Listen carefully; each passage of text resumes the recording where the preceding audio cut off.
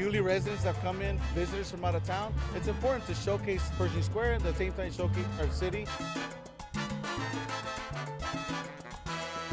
We're having fun, we're dancing, we're meeting people and enjoying LA. This is when people come together in extreme happiness. This is the season of happiness.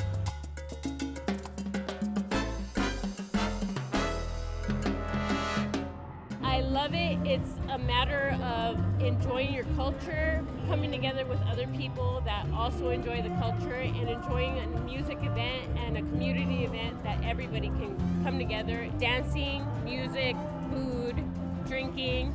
Everybody can bring their kids. It's something for the entire community. This brings people together, and whatever stress they have and whatever they're going through in life, they can work it out right here. All they gotta do here is come and dance and enjoy life.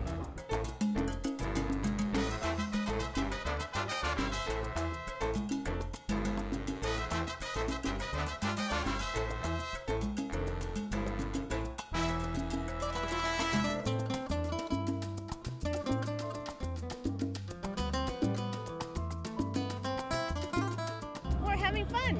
This is LA. We're having a great time. Salsa. Salsa will always live forever. So if you're a salsa dancer, you need to be here.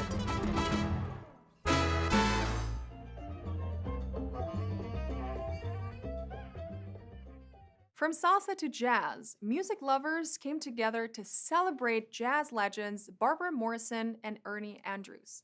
Local artists honored their legacy with a live musical homage at the K-Jazz Fest at the Barry White Rec Center at South Park.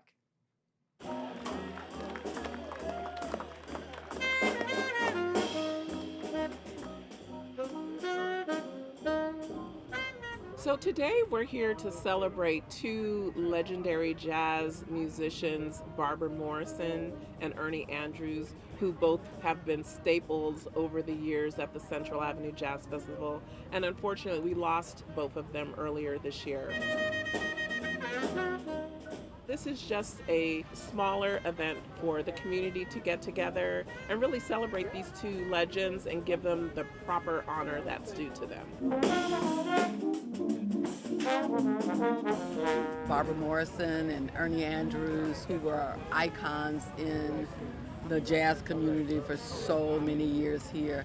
Even though they were well known all over the world, they were special and near and dear to us.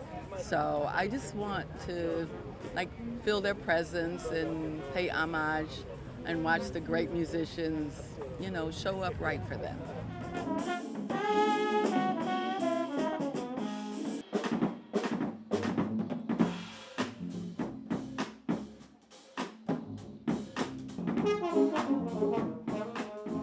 To me, it's all about the culture, the feeling, jazz and the lifestyle that I want to live all kind of go hand in hand. I wish I was a musician. I wish I was a musician in the 40s when they were playing bebop jazz. That's what I wish I could have done. But hey, I'm an avid listener and I'm an avid supporter of jazz. You just keep right on spinning. It's important for people to come out and support this music. It's important for people to be part of the jazz community, to go to the performances, to listen to jazz radio, support jazz radio, and to buy jazz music, jazz masters, and what they did in the past. And that will continue this legacy here in LA.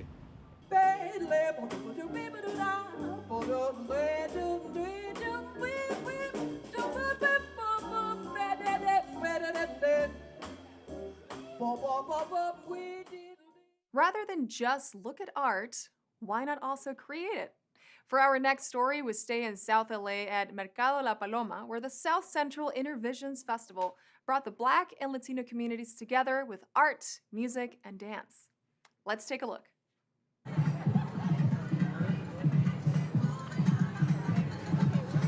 So we wanted to look at the relationship between Blacks and Latinos in South Central LA.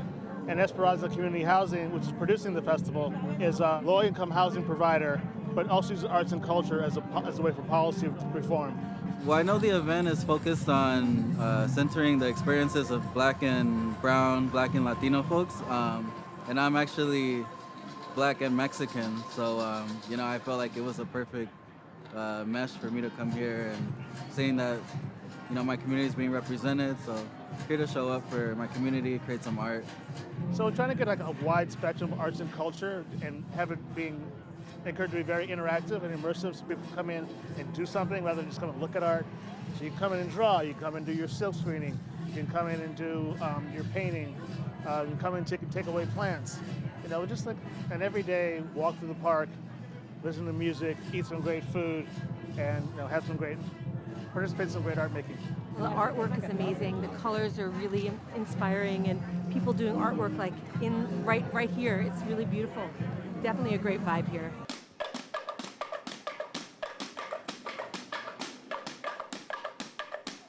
For my community as a Black Latino, I think it shows that there's a representation, and we're visible as a community here. You're kind of either one or the other. So as a Black Latino, it's important to kind of show up here and be with other Afro Latinos as well in community, and also just finding community as well. I think is super important. We're still in our pilot phase. We're still figuring out what we're doing because no one's really doing anything like this to focus on Black and Latino culture together.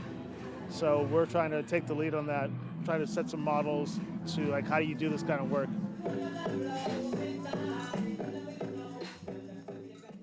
In our ongoing series highlighting the 60th anniversary of the LA Cultural Heritage Commission, we head to the Pascual Marquez family cemetery. Once known as the Rancho Boca de Santa Monica, this 6,600-acre Mexican land grant is now what we know as Santa Monica, Brentwood, the Palisades, and Topanga Canyon. The family cemetery dates back to around 1848 and provides an incredible look at this era of California's history. Let's hear this story.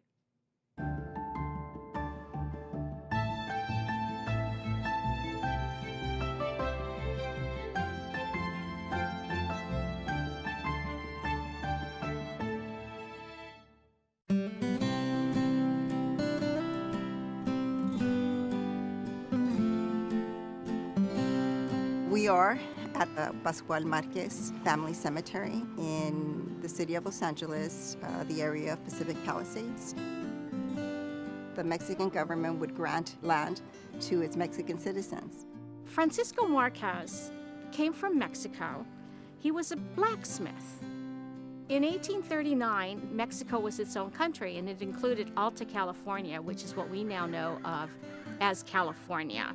They wanted to populate the land, and the way they did it was by granting land grants. And in order to get a land grant, you had to be a citizen in good standing, you had to be a Catholic, and you had to agree to plant fruit trees and stock it with cattle. Francisco Marquez and his friend Isidro Reyes applied jointly for the Rancho Boca de Santa Monica, which now is Santa Monica, Brentwood, the Palisades, and Topanga Canyon, 6,600-acre land grant. When the rancho was first inhabited in 1839, the nearest church was over a day's ride away by ox cart, and it wasn't feasible to bury their dead in the cemetery.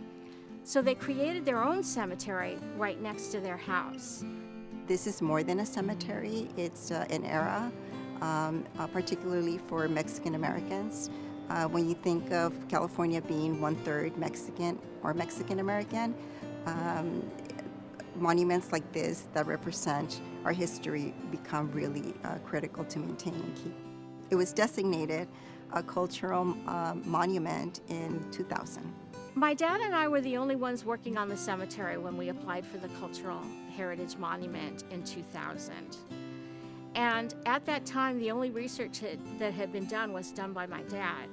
It's significant to Los Angeles because it's one of the last pieces of remaining history.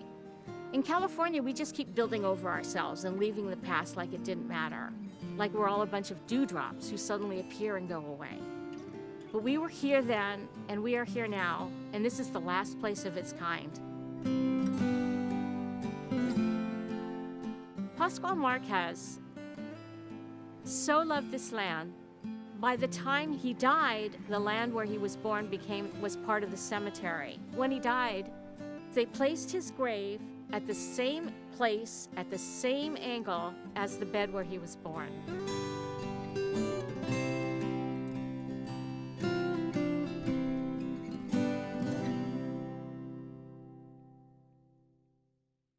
Celebrate the reopening of Hollyhock House with a lawn party.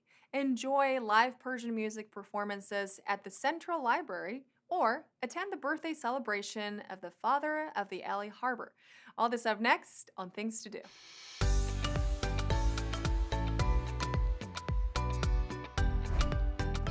Attention history-loving Angelenos. To celebrate the reopening of Barnsdall Park, the Department of Cultural Affairs and Council District 13 are holding a lawn party at Hollyhock House. Bring your picnic blanket and enjoy a live DJ set from Hollyhock House docent Sharon Everett, a performance from Bob Baker Marionette Theater, crafts, and if you get there early, one of the 100 free hot dogs sponsored by Fort LA. Attend this free community lawn party taking place inside the west lawn fence of Hollyhock House on Saturday, August 20th. Events start at 4 p.m. For more details, check out hollyhockhouse.org. If you want to enjoy an afternoon of live Persian music, you can't miss Color of Music Beyond Borders, a celebration of Persian music of Los Angeles at the Central Library. See live musical performances from the students of the Dehimi Music and Beyond Vision Music Foundation and be part of this celebration of the musical heritage of the Farsi-speaking communities of LA. The event will be hosted in English and Farsi. Adults can attend the free Color of Music Beyond Borders, a celebration of Persian music of Los Angeles event, which will take place at the Mark Taper Auditorium inside the Central Library on Sunday, August 21st at 2 p.m. For more information, visit lapl.org/events. What better way to spend a Saturday evening than dancing and eating delicious barbecue? These and many more things will entice you to the Phineas Banning birthday celebration at the Banning Museum. After a 2-year hiatus, the birthday celebration of the father of the Los Angeles Harbor is back. Whether you want to learn some line dancing moves, listen to live country music by a local band, or taste some delicious barbecue, you are in for a treat. Advanced registration is required for all attendees, with general admission tickets being free for kids under 12 and $10 for adults. The Phineas Banning birthday celebration will take place on Saturday, August 20th at 5 p.m. at the Banning Museum in Wilmington. For more details about this event, visit thebanningmuseum.org. And that's a look at some things to do.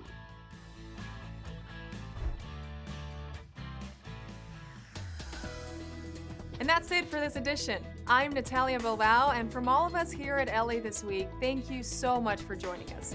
A reminder that you can catch us online at lacityview.org, and we're also on Facebook, Twitter, and YouTube. See you next time for more LA This Week.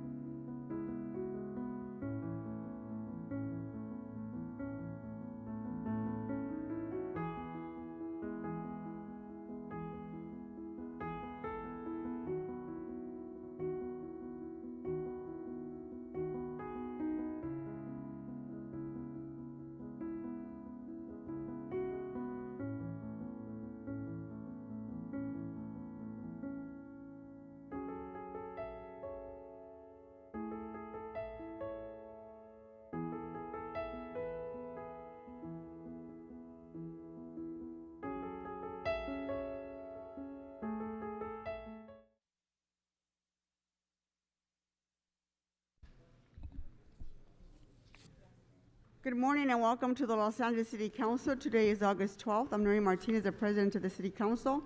Mr. Clerk, please call the roll. Yes, Madam President. Blumenfield. Bonin. Buscaino. Absent. Cedillo. De Leon. Absent. Harris-Dawson. Absent. Koretz. Krikorian. Lee. Absent. Martinez. Present. O'Farrell. Price. Rahman. Rodriguez. 10 members in the quorum, Madam President. First order of business. Approval of the minutes of August 10, 2022. Mr. Koretz moves and Mr. Price seconds. Next. Commendatory resolutions for approval. Mr. Blumenfield moves and Mr. Krikorian seconds. Next.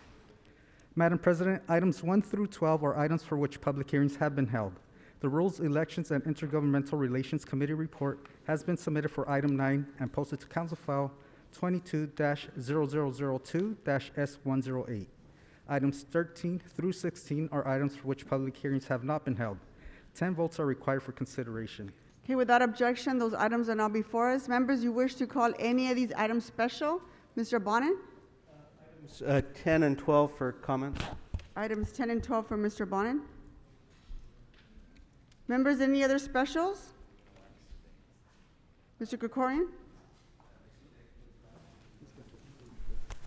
Thank you, Madam President. At the request of the mayor, I'd like to call item 11 special for purposes of a motion, which has been circulated. If you'd like, I can read the motion now. Why don't you go ahead and read that? Thank you.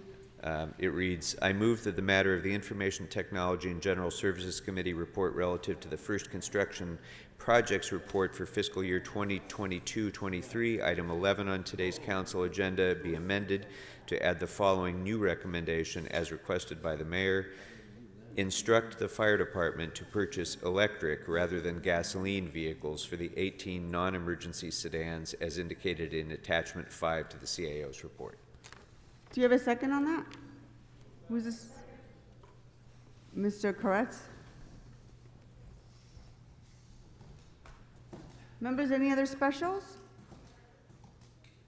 Seeing no other specials, Mr. Clerk, which are the available items for us to vote on? Madam President, there are cards on items 5, 10, 12, 13 through 16. The council may now vote on items 1 through 9. Okay, let's go ahead and open the roll on items 1 through 9. Close the roll. Tabulate the vote. 10 ayes.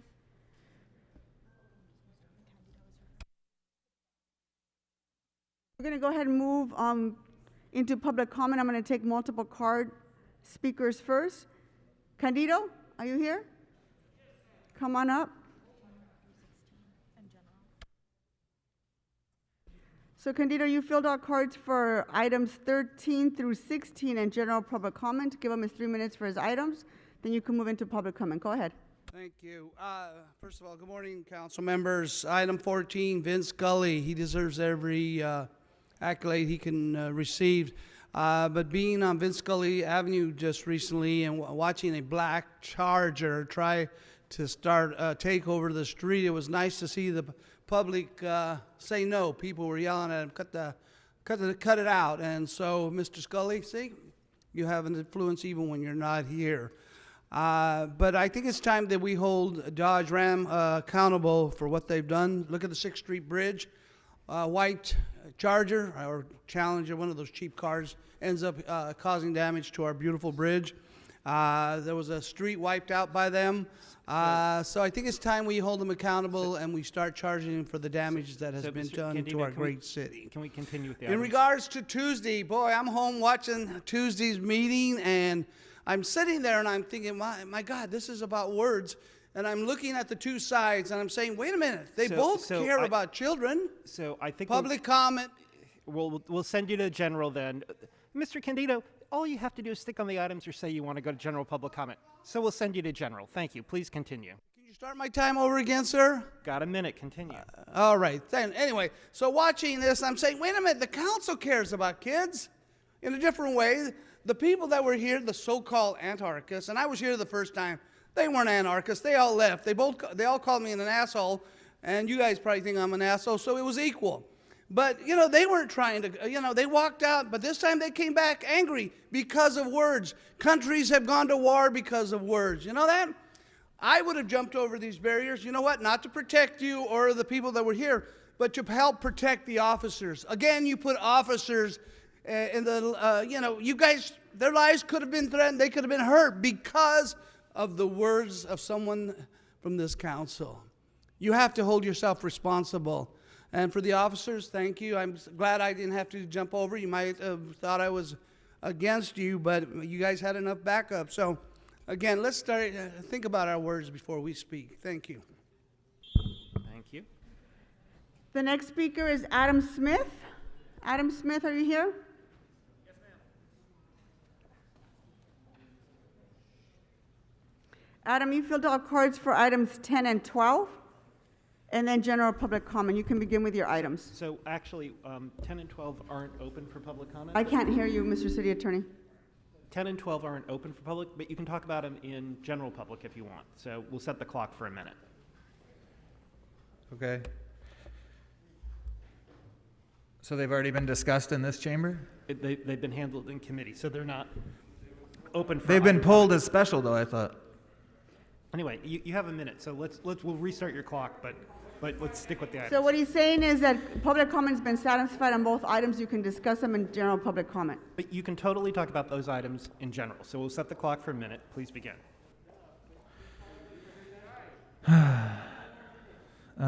Okay, well, we know that the number of LAPD killings of Angelenos exploded in 2021, culminating in 5 fatal shootings in just the last days of the year, including 2 in the same neighborhood on the same day in Council District 9 and 2 in Council District 2 on December 26, which of course included the murder of 14-year-old Valentina Oriana Peralta.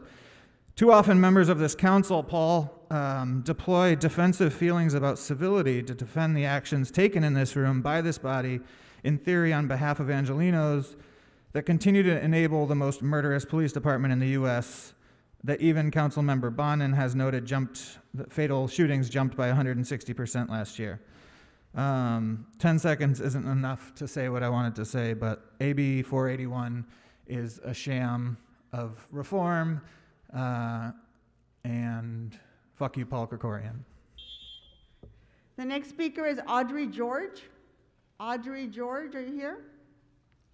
Yes. You also filled out cards for 10 and 12. Those 2 items of their public comment has been satisfied, but you can talk about them in general public comment. I thought I was going to have 3 minutes, but 10 and 12 are very integrally related. You can't talk about the report on officer-caused excessive brutality shootings without talking about the militarized equipment that number 12 would allow them to have. Vote no on number 12. Stop LAPD Spying Coalition, which is a subject matter expert on police surveillance, anti-black racism and violence, and city government collusion and corruption with LAPD, can give you so many examples of how these militarized tools, in case you don't know, how these militarized tools and surveillance are used against people in the community in a brutal way. And it's like accepting money for those. It's like you're talking about, we want defunding, and they talk about, they take gifts so that they're not spending money, but then in the future, this increases their budget because they need to keep maintaining that equipment. So it's just surreptitiously and insidiously increasing their budget. The next speaker is Initial E. Anyone here with Initial E? You signed up to speak on items 10 and 12. Like I mentioned, those items have been satisfied, so you can discuss them in general public comment. Go ahead. I'm just going to echo what the friends before me said, that the city, the people of the city have spoken time and time again, and they do not want a militarized police force. They do not want more police on the streets.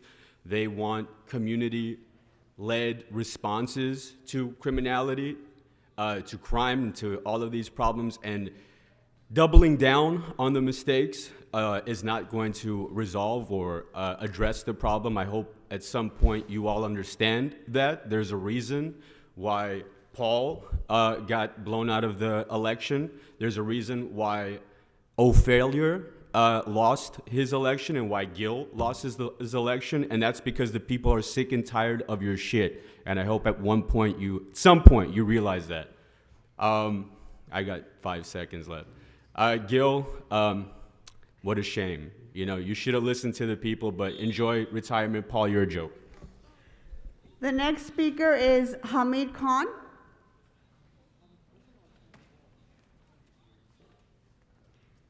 You've also filled out cards for 10 and 12, but you can talk about them in general So public just to comments. clarify, when these items are pulled by a council member, we're not allowed to make any more public comments on those? No, the public comment's been satisfied in committee, but you can talk about them in general public comment. Go ahead. This is ridiculous.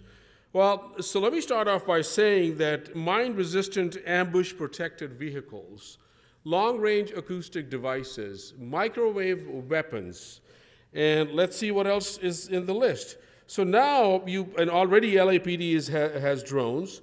LRADs were used in Ferguson to punish the protesters.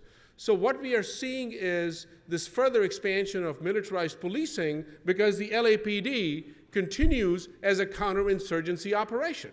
This is exactly how they look at the people. This is exactly how they look at the community, because there's always this creation of the other, the threat, the insurgents. This is why we had lantern laws 300 years ago. This is why we continue to expand this militarized police force. And here we have the sham of reform, which has always been used to legitimize the violence, which has always been used to provide a license to kill, which has always been used to provide this facade of oversight, transparency, and reporting. And this has to end. And you're going to speak about the numbers of killings and officers-involved shootings. This is exactly why the LAPD... Thank you. Thank you, Speaker. Your time's expired. Thank you, Speaker. So your time is expired, Speaker. Thank you. So we need to move on to the next person. So, Speaker, you're disrupting the meeting now. Please stop. Thank you. The next speaker is Lino Mares. Lino, are you here? You filled out cards for 12. That's been satisfied, but you can talk about it in general public comment. Go ahead.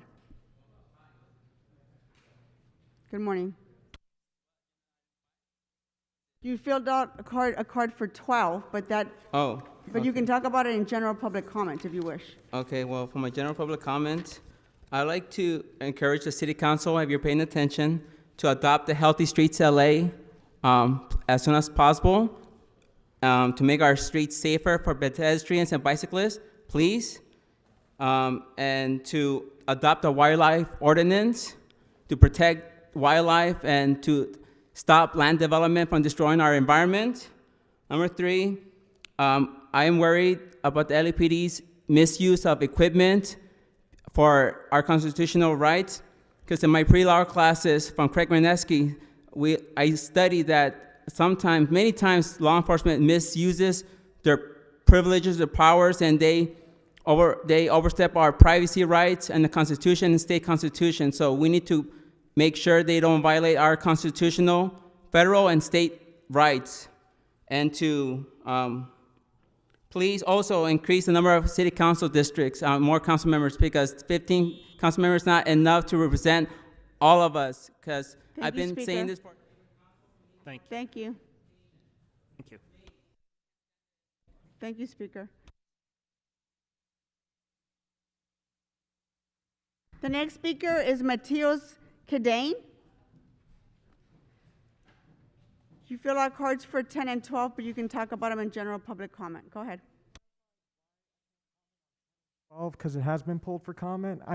We have things to say on it. So I'd like a minute for 10, 12, and general public comment. No, please. just like everybody else, you get 1 minute for general. Because And why is that? Because we satisfied the hearing requirement in the committee. So we're going to set you in a minute.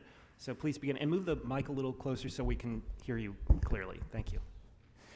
Okay, I'll cram this in a minute. I think it's pretty emblematic of the fact that you don't want to hear on 10 and 12 that this entire notion of oversight is a sham. I'll speak on 10 very briefly.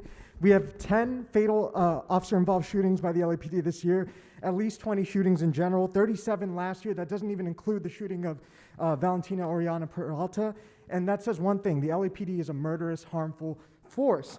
And if we look at how they provide oversight through body-worn video and such, Sarah Suleiman recently wrote about the shooting of Joshua Hatfield, where he clearly says, "Y'all shot me," and the LAPD captions that as unintelligible. They wait till the end of the video to say that he didn't have a weapon. We look at Margarita Lopez, where they announce that they're going to use a less than lethal, but they shoot her with live rounds anyway. So we look at something like AB 481, the usage of equipment, any policy. It's all a complete sham. What this does is it's a foothold for LAPD to expand their resources, to further militarize their police force, and to use it on protesters that criticize their violence, to use it on black communities in occupying these communities. It's straight up violence, and it's a sham. The fact that you won't even hear this shows that you don't care. It's not.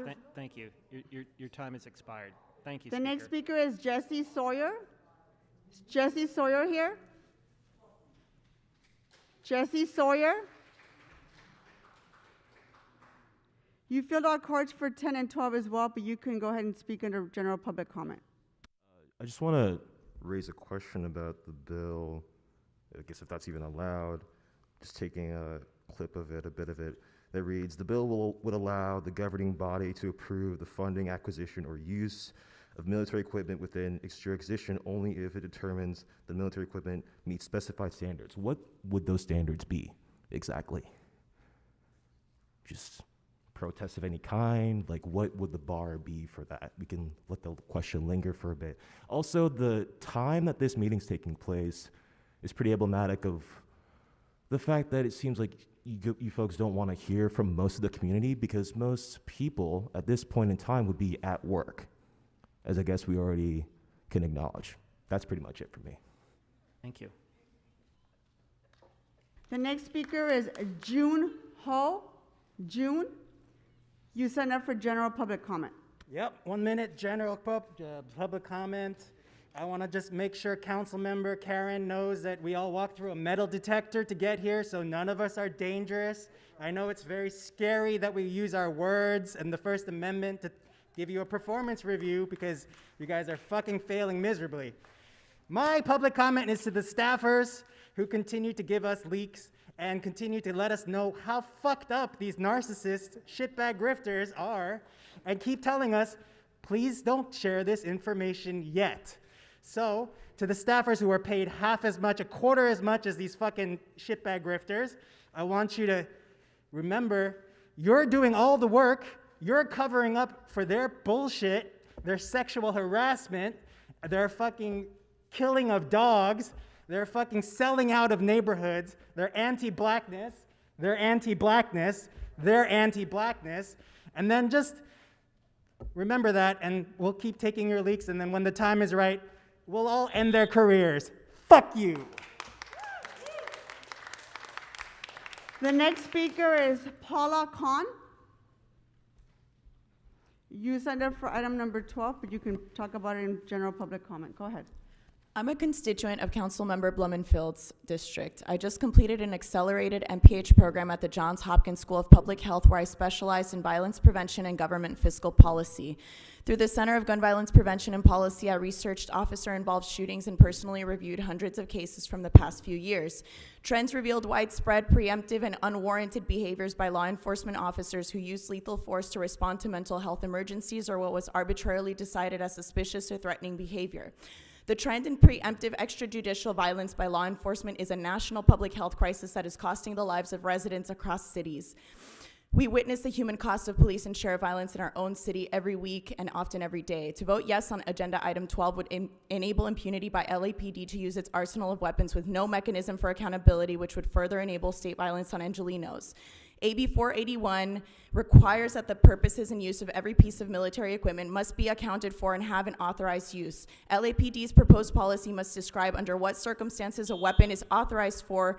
AB 481 relies heavily on the vigilance of elected officials to ensure that military equipment. Thank you, Speaker. The next speaker is Kelly Clift. You signed up to speak in general public comment. Go ahead. Good morning, City Council. My father, Walter R. Cliff, murdered, former city employee for over 30 years. We have not received settlements, and I have been getting the runaround from Stanley Moss Court. It's got to stop. The case has to be settled.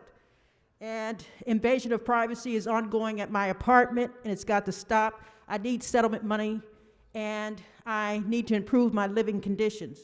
Now, the 9th District City Councilman, Curran Price, I used to drive his mother, his senior citizen mother, and some other senior citizens women to Hollywood Bowl for the concerts.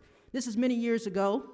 And the Ethics Committee on Tourism, it has no reflection on the lady that's being up for vote, considered for the committee, but it just proves that all these years, Curran Price has been involved, the rapes in the sleep, invasion of privacy, stalking and harassment, tourism. Thank you, Speaker. Next speaker is Arnold Sachs.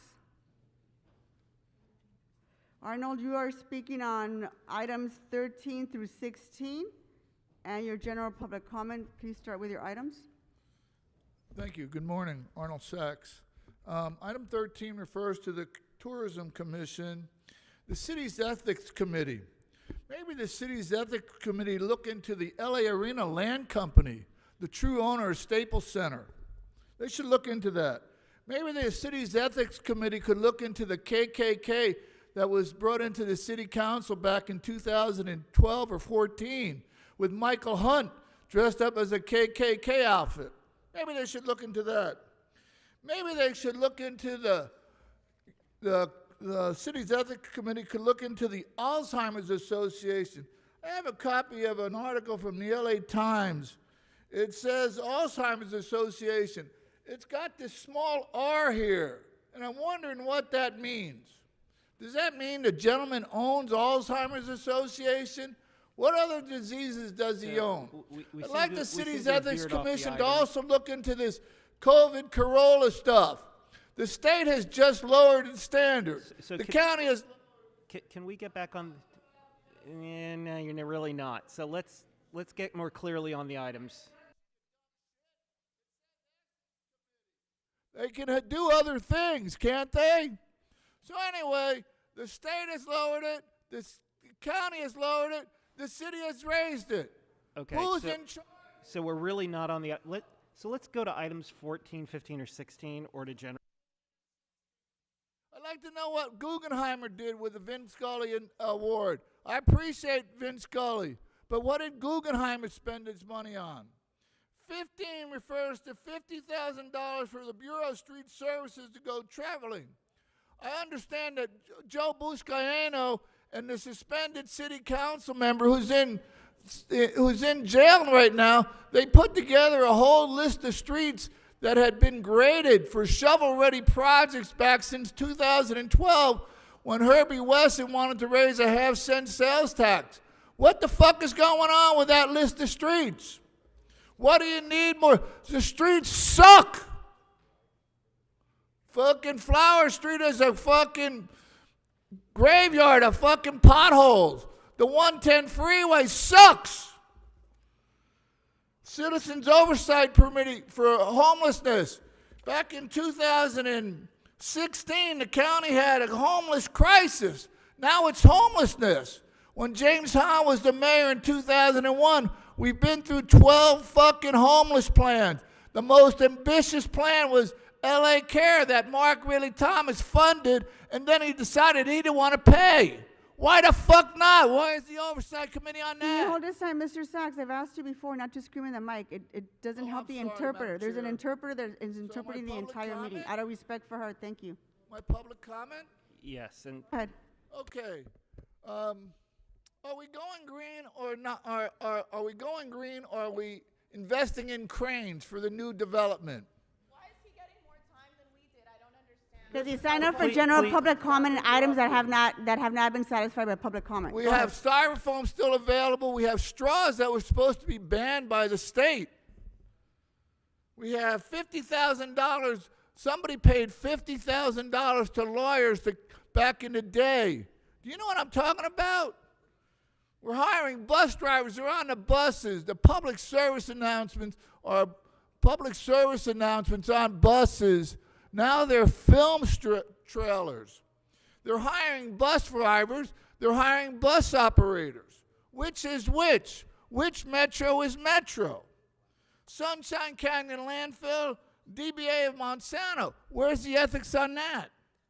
Destruction of Chinatown, Koreatown, Fairfax District, the destruction of the little Tokyo rail system, the station torn up after only 3 years? What the fuck is that about?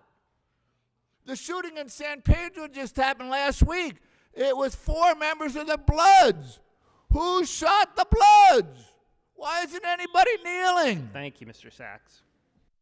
The next speaker is Corey. You signed up to speak on item number 12. That item's been satisfied in public comment, but you can talk about it in general public comment. Go ahead. I'm here to oppose item 12. The police in this city have been terrorizing black and brown communities for decades, going back to William Parker, who found cops at Klan meetings, and it has only gotten worse.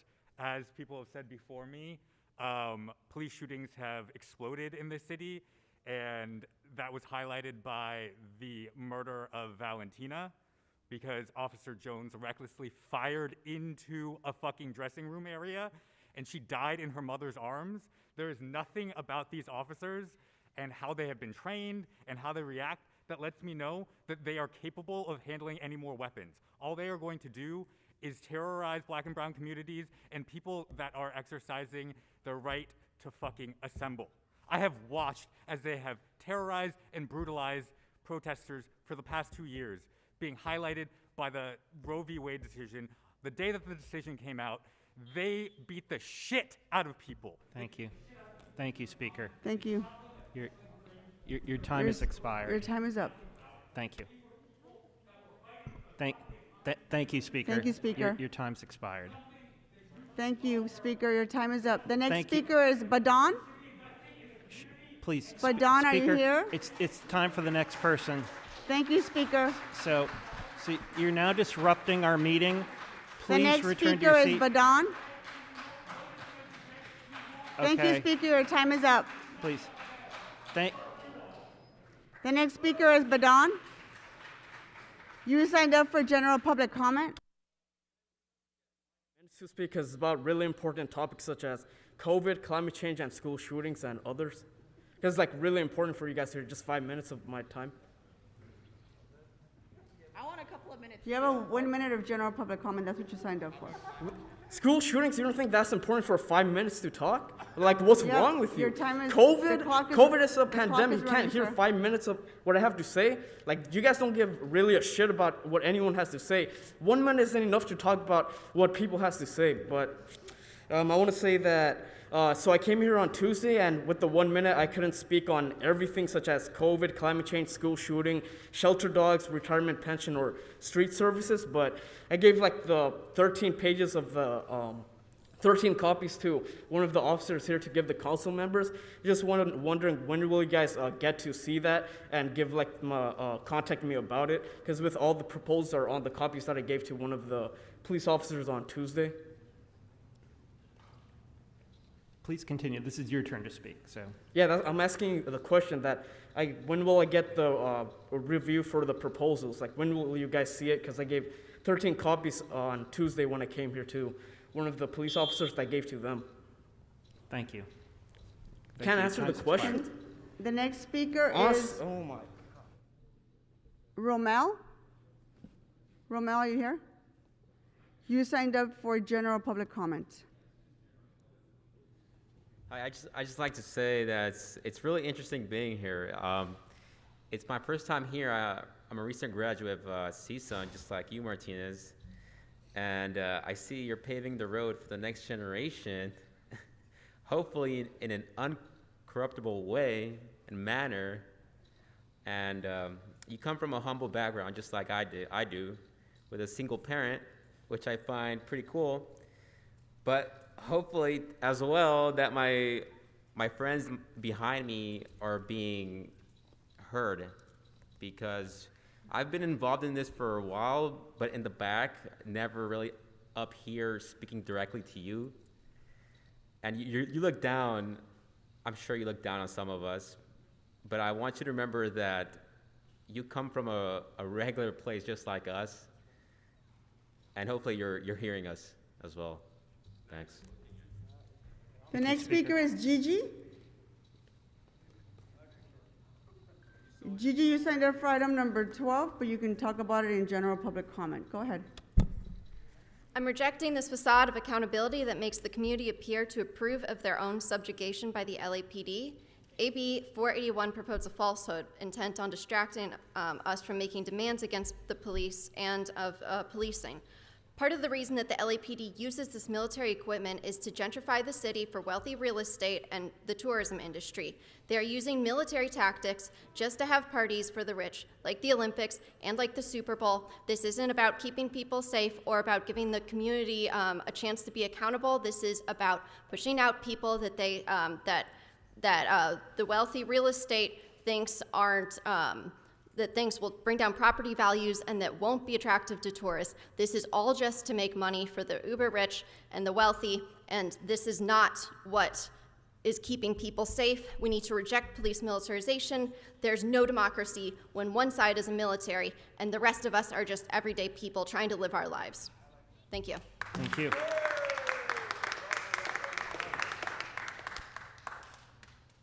Okay, that concludes public comment. Gigi was the last speaker. So we're going to close public comment. Members, let's prepare to vote on items 13 through 16. Let's open the roll, close the roll, and tabulate the vote. 12 ayes. Let's move on to item 11 as amended by Mr. Krikorian, second by Mr. Koretz. Let's open the roll, close the roll, and tabulate the vote. 12 ayes. Let's move on to items number 10 and 12, which were called special by Mr. Bonin. Mr. Bonin, you can go ahead and discuss item 10 and then move into item number 12 if you'd like. Do them together? Yeah, you can do them together. Okay, all right. Thank you, Madam President. Thank you, colleagues. Let me start with item number 10. This is just a report. It's not an action item. It's a report on police use of force. But I think it's important to talk about the issue of police use of force more than we do. Police shootings in Los Angeles, including fatal shootings, have been happening with an alarming frequency. Last year they were up 160%, and they seem to be on track this year. And they don't get talked about enough in these legislative chambers. There's a lot of big headlines about smash and grab robberies, and we take action. Television or even legislative debates will go into great detail about crimes committed by people who are unhoused. But there is not the same level of attention and scrutiny and therefore action when it comes to officer-involved shootings. And I would argue that it's something that needs to be focused on considerably more. I'd say we have a higher responsibility to focus on that than any of the other things I just mentioned, because these incidents are committed by us, by people who work for us. It's government use of force, and it's an agency that we supervise. And I think we have a heightened responsibility because it's the power of the state.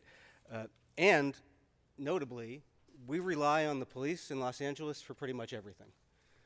For homelessness, for mental health, for traffic, for crowd control. We rely on the police for everything. So this requires a lot of scrutiny.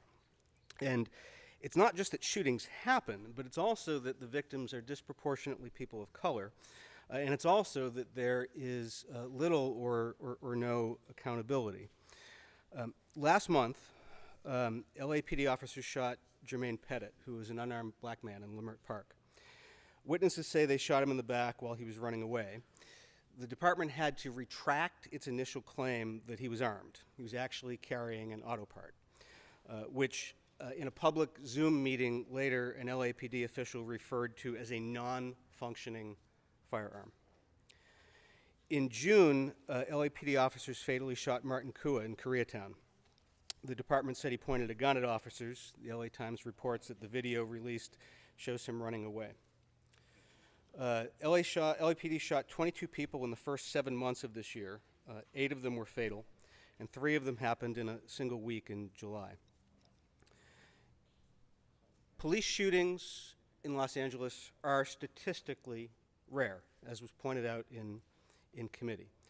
But they are up dramatically over the past couple years.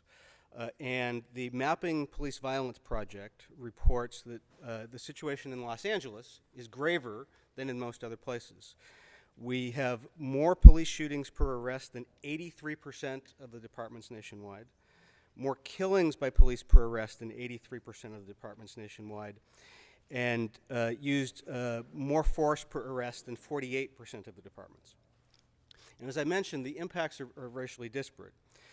In LA, African Americans make up 8% of the population, 19% of the police killings. Latinos, 48% of the population, and 61% of the police killings.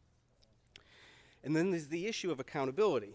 An Inspector General report examined LAPD shootings from 2015 to 2020, and it found that 66 officers violated the department's deadly force policy in 45 incidents, in which 20 people were killed and 12 were wounded. Only one was fired. Of the 301 rounds that were fired during those incidents, 228 were ruled out of policy. That's what the report said. And of the 66 officers who violated deadly force policy, 20 received short unpaid suspensions, and 27 were not disciplined at all.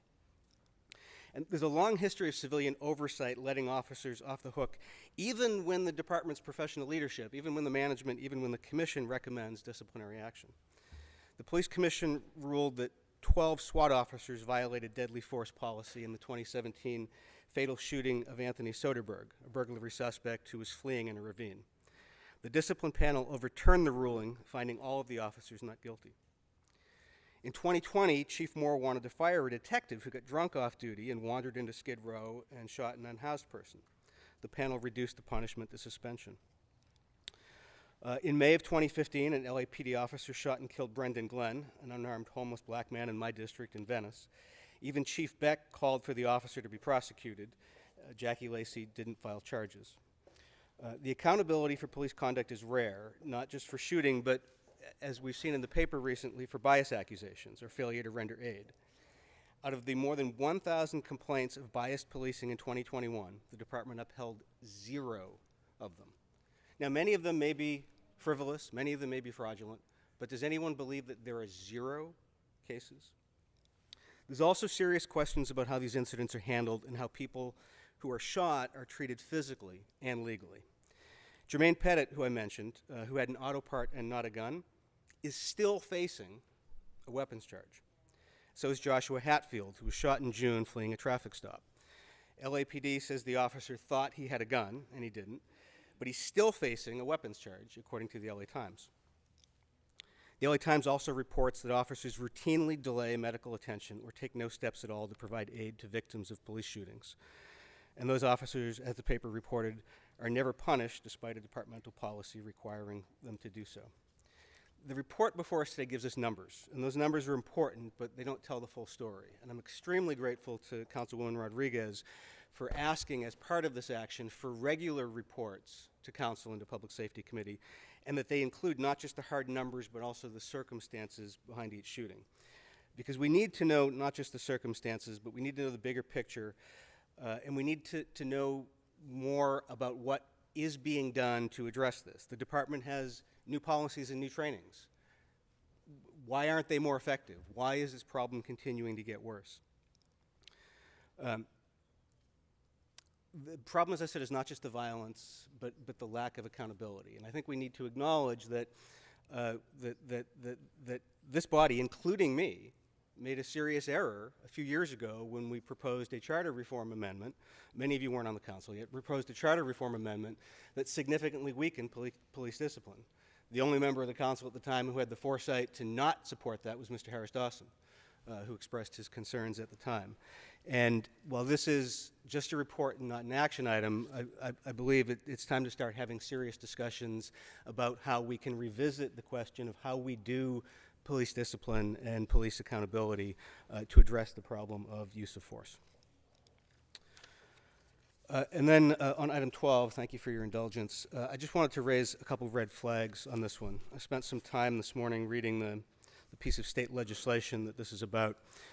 This was a piece of state legislation that was passed in 2021 in the wake of the murder of George Floyd and the summer of demonstrations and protests and the commitment around the country and in the city to reimagine public safety.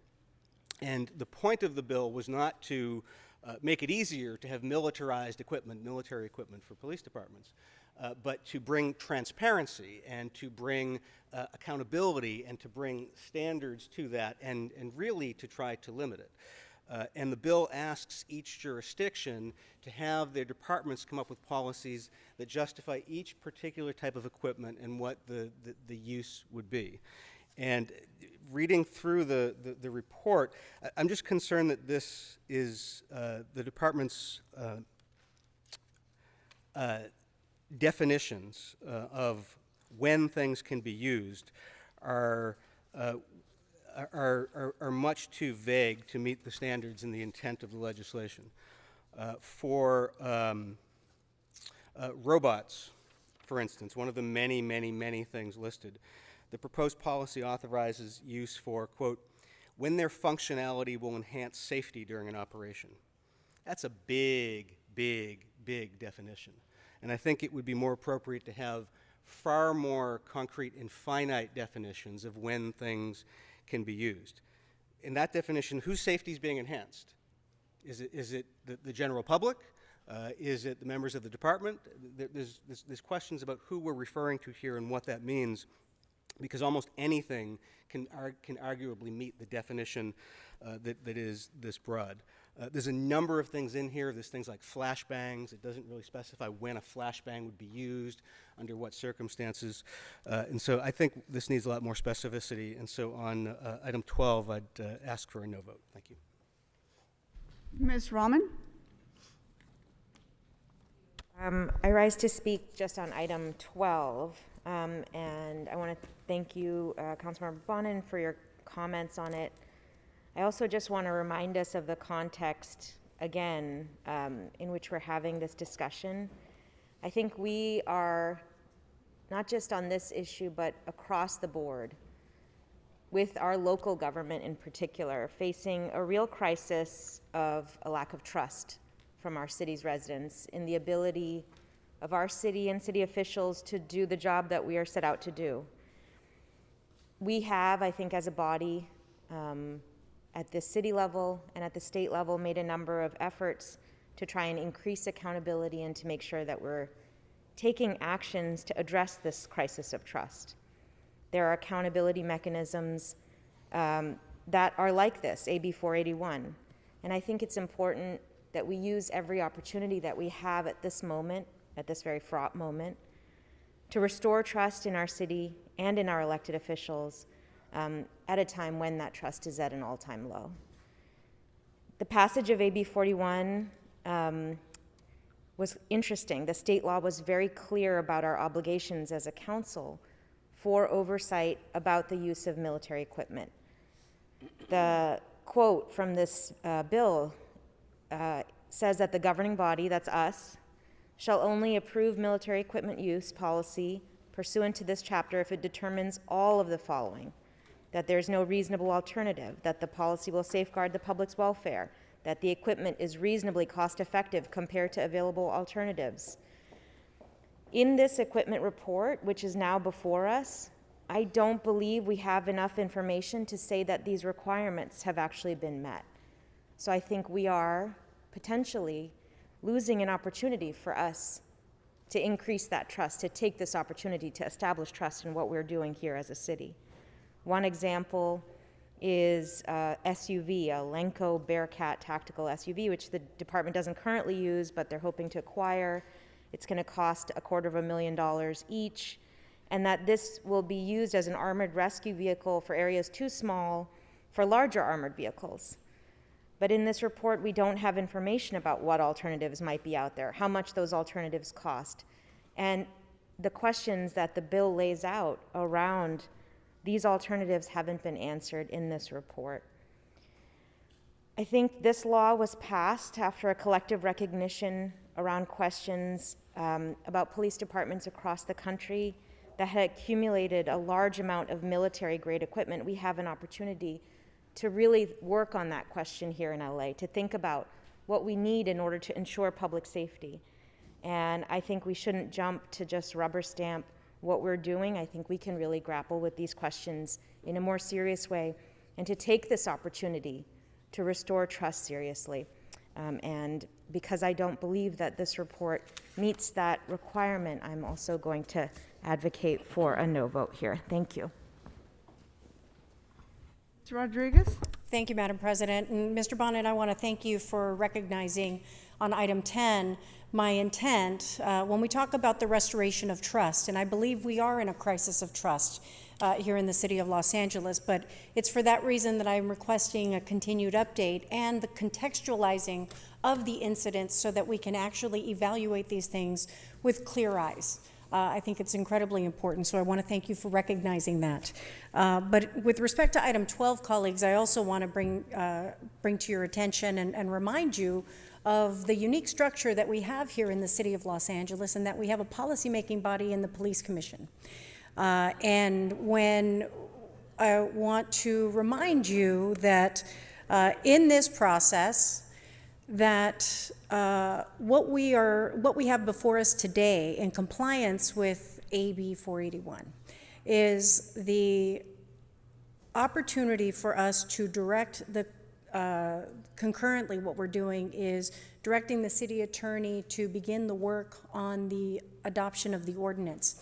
What you don't have before you is the actual language, and for that reason, and the reason for that is because I actually remanded the item for continued amendments to the Police Commission at my request, because I wanted to make sure that there was better alignment with the intent and the spirit of what 481 provides, including the assurance that when other agencies are coming to provide service in the city of Los Angeles, that it is guided by the actions and the policies of the Los Angeles Police Department.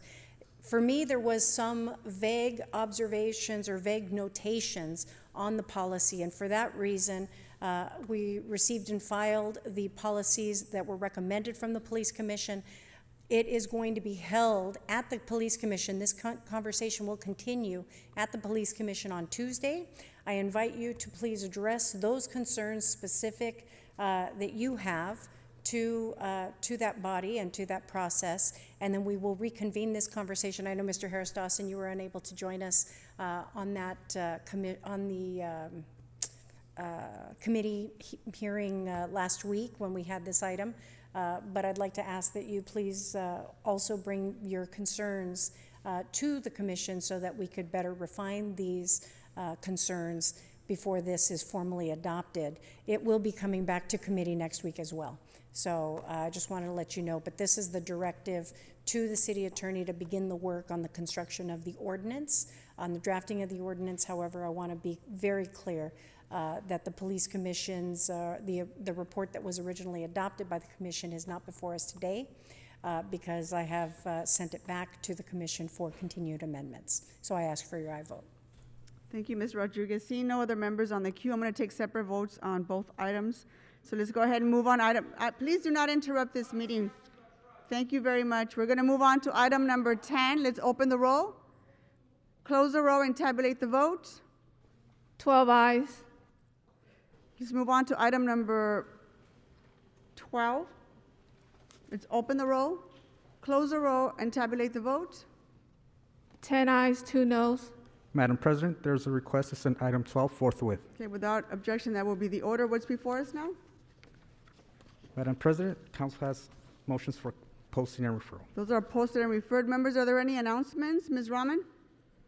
I'm not sure what, I understood something different from what we were voting on item 12. and wondered if I could change my vote to a You understood no. something differently? We took item number 10, we voted on that, and then we took up item number 12. And I would like to separately. change my vote to a no on 12. You want to register your no vote on number Thank you, 12? yes. Very well. Mr. Clerk, can you make a notation of that? Ms. Rahman to be recorded as a no vote on item number 12? And can you announce the, I don't think it changed the outcome of the vote, but can you announce the tally anyways? Yes, Madam President. That would be 9 ayes and 3 noes. Thank you. Mr. Blumenfield? Yeah, just a quick announcement. You want Yeah, an announcement? announcements, go ahead. Yeah, I just wanted to recognize a colleague from Michigan. Angela Rogensi is in the back of the room visiting us today. She's also on the Democratic Municipal Officials, where she where she chairs the DMO in Michigan, Sergeants, can you and please we ask welcome our her guests to here. exit quietly? Thank you. I'm Anyway. sorry, Mr. Blumenfield. Hold your time until these folks make their way out. If she wants to be embarrassed, she can stand up. But Okay. Sergeants, so can you All right. please help You're our disrupting the our meeting. speakers make their way All right. outside council? Sir, you're disrupting this meeting. Please make your way outside. Okay, so you with the cell phone right now, Sergeants, you've been can you please ejected from escort the this meeting. gentleman? Please leave quietly.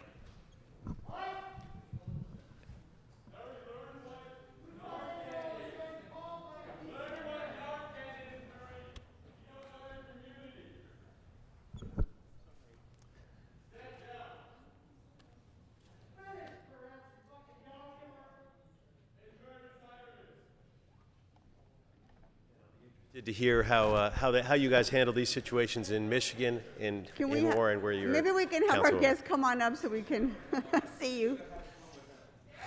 Thank you. Please Okay, you're exit this disrupting meeting the right meeting. now. You have been given enough time to speak during public comment. Can you ask this person to please exit our council All right, chambers? So, madam, you've just been ordered removed from the meeting. Please leave. So, welcome, Angela. Thank you for being here. Thank you. Honorable body, thank you for having me and the introduction. Good morning. Can you tell us who you are? I think we missed that. Absolutely. My name is Angela Rogensi. I am a at-large city council member in Warren, Michigan, which is the third largest city in Michigan and borders to the north, Detroit. And I serve along with council member Blumenfield on the Democratic Municipal Officials and help work across the country. I'm here visiting, and so like any good city council person, I decided to come and see your meeting and see how it compares to mine.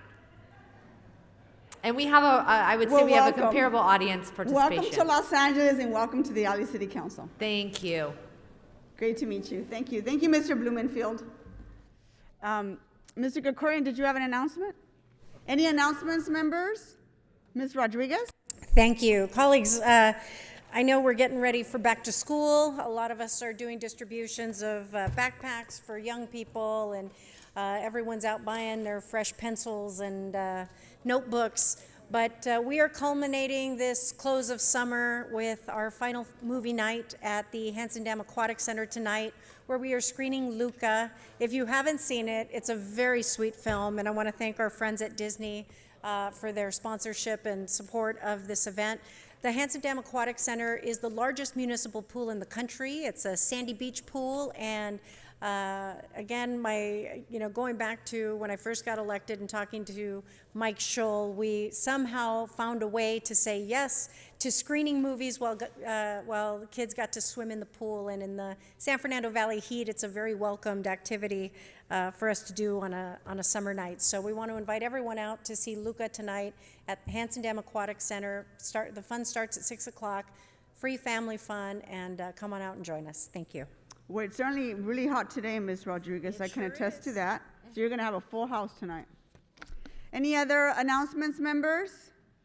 Seeing no other announcements, can we all rise for adjourning motions? Mr. Blumenfield? Yep. Adjourning motion, sir. Great, thank you. Colleagues, today I ask that we adjourn in the memory of Jonathan Wade.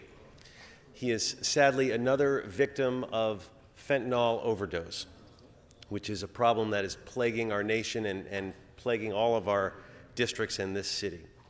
He was born in Sun Valley on October 9th, 1992.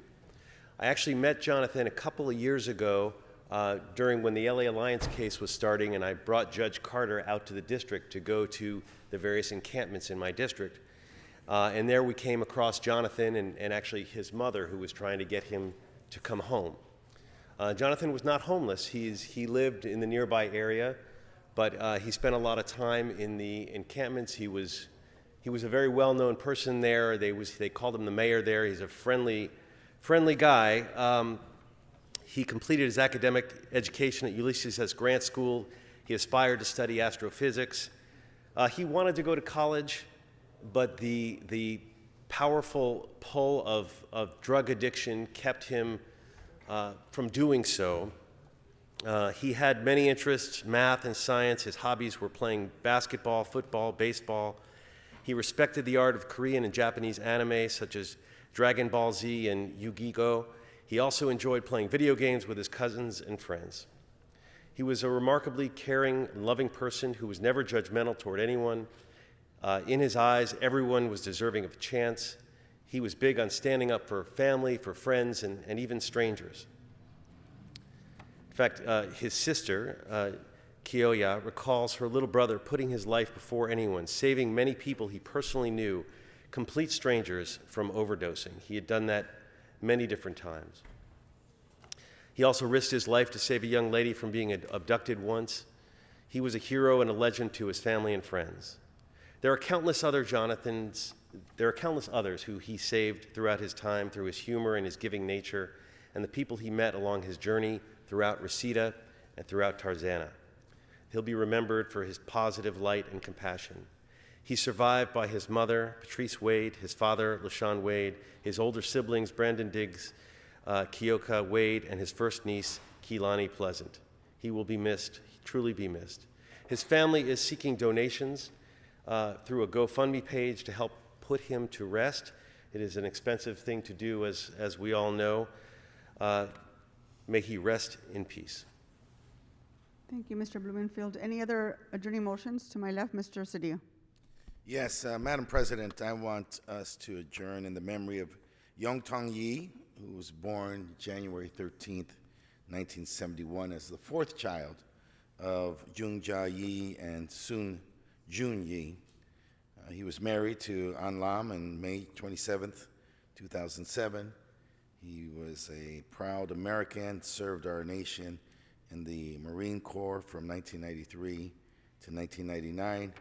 He studied here at the Cal State University of Northridge and received his bachelor's in administration. He was loved by his family and friends. He was one of these basketball gym rats, and he shared his love for the game with his sons and cheered them all on in their games. He was married, as I said, to An Lam Yi.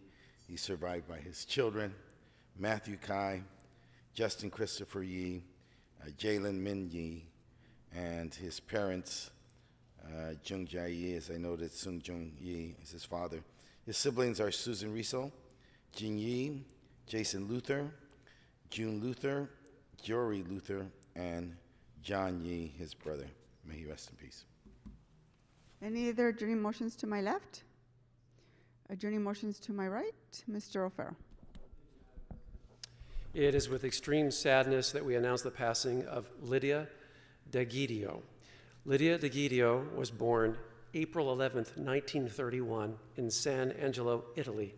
She was married to Joey D'Egidio in Pompeii, Italy, and they had 5 children: Albert, Dora, Marie, Nunzio, and Sandro. Lydia worked at Barlow Respiratory Hospital from 71 to 94 as a dietitian. She was a proud and dedicated constituent of Council District 13 for many years. She belonged and was active with many organizations, including St. Peter's Italian Church of Los Angeles. Lydia loved to cook Italian food for her family and friends, and her specialty was polenta. She and her husband had a cabin in Lake Isabella, California, which they loved. We'd recently celebrated Lydia's 90th birthday with a special certificate of recognition. Lydia passed away on July 8th, 2022 at Kaiser Permanente, Los Angeles. Here's to a good life, and may Lydia rest in peace. Any other adjourning motions to my right? Seeing none, our meeting is adjourned.